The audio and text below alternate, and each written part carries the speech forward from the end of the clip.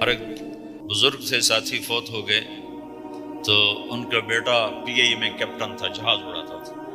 تو انہوں نے کہا بیٹا نماز پڑھ لیا کر. کہا ابا فرصت نہیں ملتی، بہت کام ہوتا. کہا اچھا چلو نماز کے وقت ایک آدمی کو دعوت دے دیا کر. 5 نمازیں ہیں، 5 دفعہ دعوت دے دیا کر. وہ کہنے لگا میں دعوت دوں؟ خود تو میں پڑھتا نہیں، دوسرے کو کیسے دعوت دوں؟ کہا بیٹا ایک تو میری مان لے، نماز کا انکار کیا ہے تو یہ تو مان لے کہ چلو کسی کو کہہ دیا کر کہ بھائی نماز پڑھا کرو. کہا چلو یہ تو آسان ہے، میں کہہ دوں گا. تو اس نے اپنے ابا کی بات مان لی. ہر نماز پہ 1-2 کو کہہ دیتا بھائی نماز پڑھا کرو. اس کے والد فوج میں جرنیل تھے، یہ کیپٹن تھا. دونوں کی ملاقات نہیں ہوئی. 6 مہینے بعد باپ بیٹا کی ملاقات ہوئی تو دیکھا تو کپتان صاحب کی داڑھی بھی اور ماتھے پہ محراب بھی. انہوں نے کہا بیٹا یہ کیا ہوا؟ کہا آپ نے مجھے پھنسا دیا. وہ جب میں لوگوں کو کہتا رہا تو میرے اپنے اوپر اثر ہونا شروع ہو گیا کہ میں اپنے آپ کو ملامت کرنے لگا کہ اوروں کو تو کہہ رہا ہے، خود تو پڑھتا نہیں. کہ اس نے مجھے کھڑا کیا اور میں نماز پہ آیا.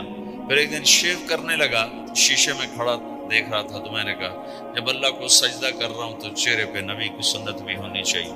تو میں نے سیفٹی بھی پھینک دی، میں داڑھی بھی رکھ لی. تو تبلیغ کا کام کرتے رہنا. ہم فرشتے نہیں بن سکتے. ایک دفعہ ایک آدمی نے میرے اوپر بڑی چڑھائی کی تم تبلیغ والے منافق ہو، کہتے کچھ ہو کرتے کچھ ہو، تمہارے قول اور فعل میں بہت فرق ہے. جب ان کا غصہ اتر گیا تو میں نے ان سے کہا بھائی 100 نمبر تو اللہ نے بھی نہیں مانگے، آپ کیوں مانگتے ہو؟ اللہ نے کہا ہے فمن ثقلت موازینہ، جس کی نیکیاں بڑھ جائیں گی گناہ تھوڑے ہوں گے تو پاس کر دوں گی. تو 100 نمبر تو اللہ نے بھی نہیں کہا کہ ایک گناہ تیرے کھاتے میں نہیں ہونا چاہیے. 100/100 نمبر لے گا تو جنت دوں گا، نہیں تو ریپٹ مار کے جہنم میں ڈالوں گا. تو 100 نمبر تو اللہ بھی نہیں مانگتا. اسے پتا ہے میرا بندہ کمزور ہے، کبھی گناہ کرے گا کبھی نیکی کرے گا. تو وہ کہتا ہے جس کے پاس 51 نیکیاں ہوئیں اور 50 گناہ ہوئے تولوں گا تو 51 جھک جائیں گے نا، 50 معاف. مثال دے رہا ہوں. ہمارے علاقے میں ایک ذمہ دار تھے، وہ ذکر بھی بہت کرتے تھے، گالیاں بھی بہت دیتے. ادھر سبحان اللہ تیرے فلانے، الحمدللہ کے ساتھ ایک پھکڑ تولتے تھے. ساری زندگی وہ ایسا ہی کرتے رہے.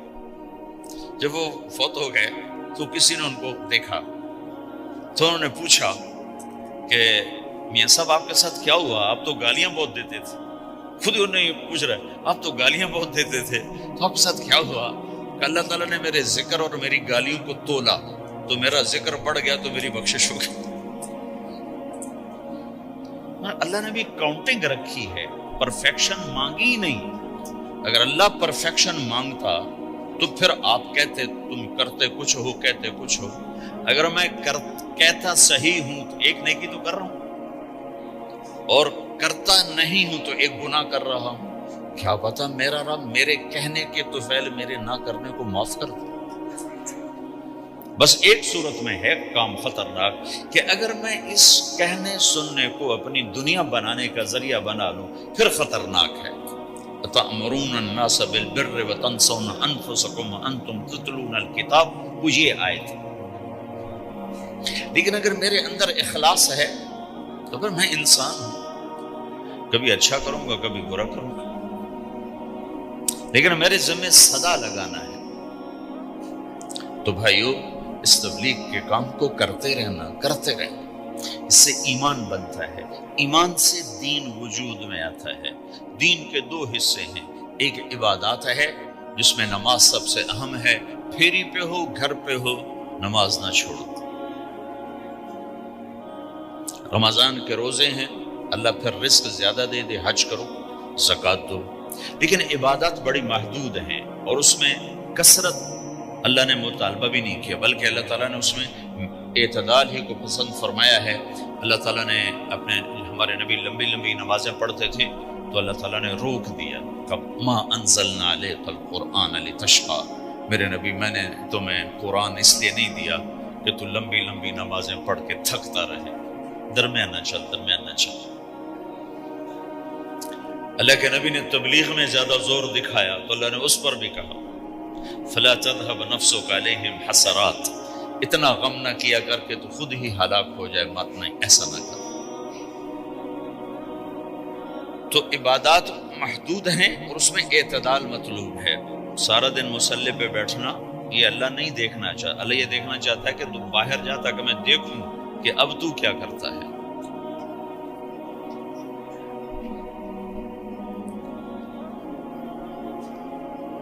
دوسرا حصہ اس کا اخلاقیات ہے، آپس کی معاشرت ہے۔ دین جو اثر انداز ہوتا ہے وہ معاشرت سے اثر انداز ہوتا ہے، عبادت سے نہیں، عبادات سے نہیں۔ عبادت تو مسجد کے اندر ہے یا مصلی پر گھر کے اندر ہے، روزہ اندر کی چیز ہے، حج بیت اللہ میں ہے، زکوٰۃ مسلمان کو دی جاتی ہے۔ تو دنیا میں دین پھیلنے کے لیے اور اپنوں کو دین کے قریب کرنے کے لیے جو سب سے بڑا عمل ہے وہ بھائیو اچھے اخلاق ہے۔ یہ دوسرا حصہ میں آج بیان کرنا چاہتا ہوں۔ اللہ کے نبی نے فرمایا ایو اور الاسلام اوثق، مجھے بتاؤ اسلام کا سب سے مضبوط عمل کیا ہے؟ تو صحابہ نے کہا الجہاد، یا رسول اللہ جہاد۔ اسلام کا سب سے مضبوط عمل کیا ہے؟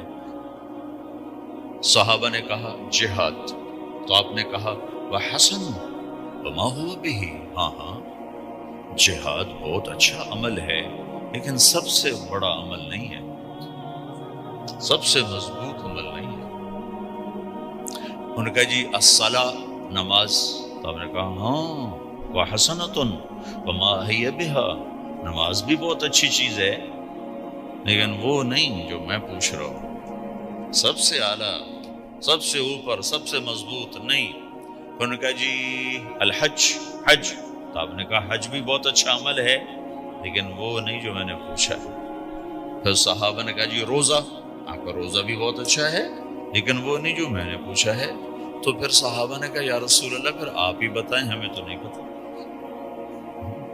تو ہمارے نبی عبادات سے اوپر لا رہے ہیں، اپنے ساتھیوں کو عبادات پہ قائم کر دیا۔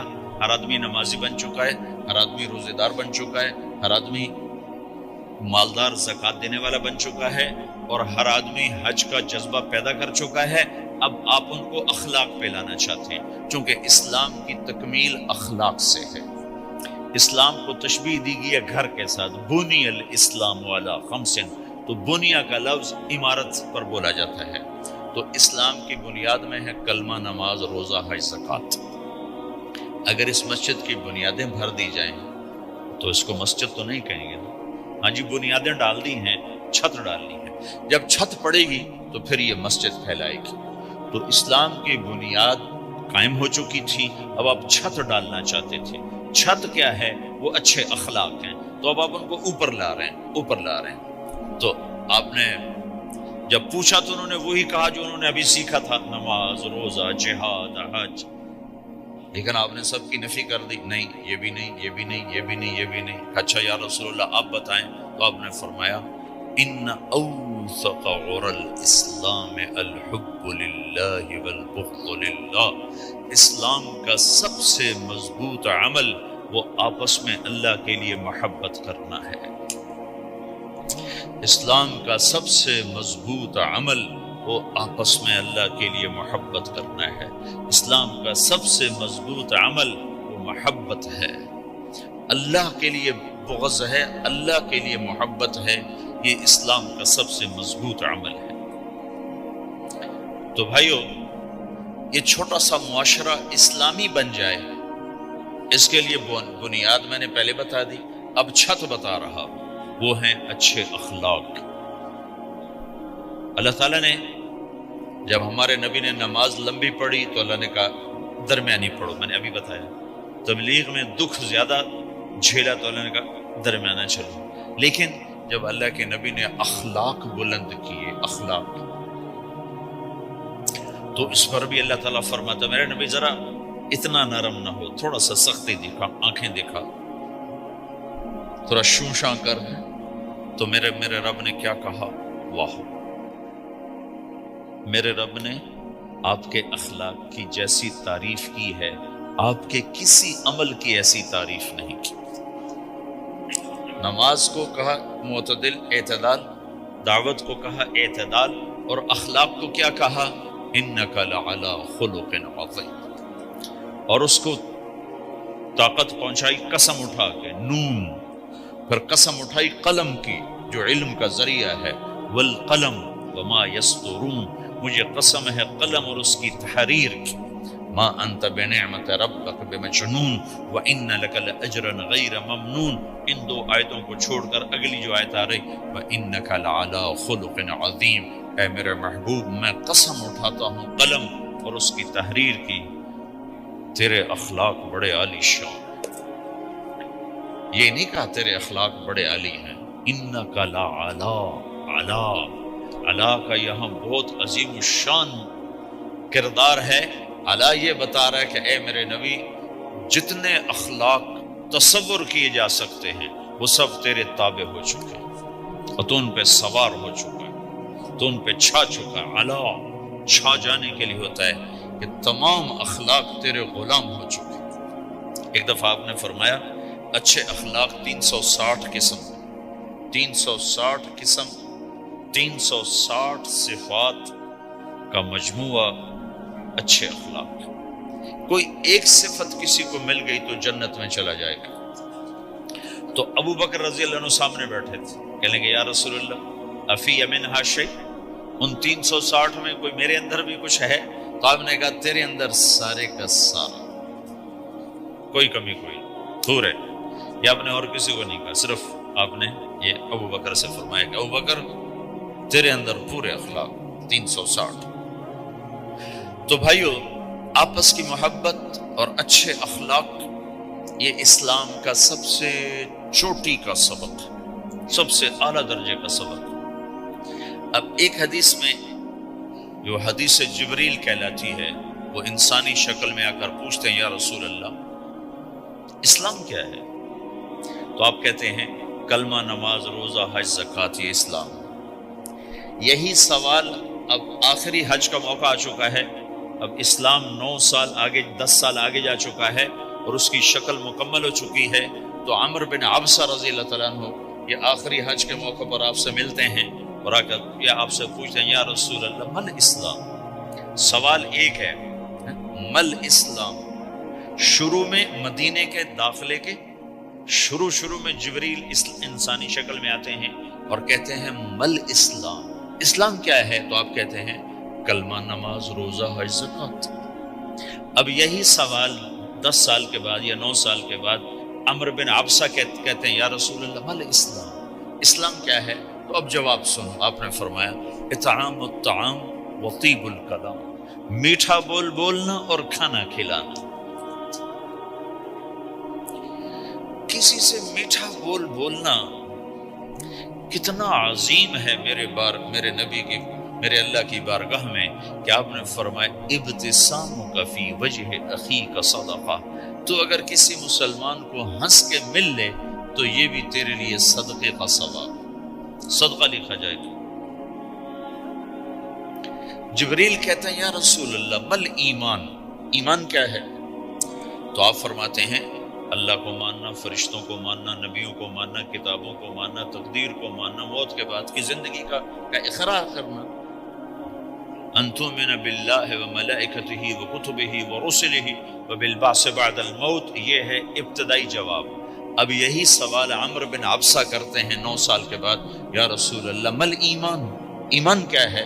تو آپ نے فرمایا الصبر والسماحہ، صبر کرنا، معاف کرنا۔ سوال ایک ہے، جواب 2 ہیں، کیوں کہ جگہ اور نوعیت بدل چکی ہے۔ ابتدائے اسلام ہے تو عبادات بتائی جا رہی ہیں، انتہائی اسلام ہے تو اخلاق بتائے جا رہے ہیں کہ اے عمر، ایمان کیا ہے؟ صبر کرنا، معاف کرنا، صبر کرنا، معاف کرنا۔ تو بھائیو، جو ہمارا معاشرہ بنے گا اسلامی، گھر میں باہر، وہ بنے گا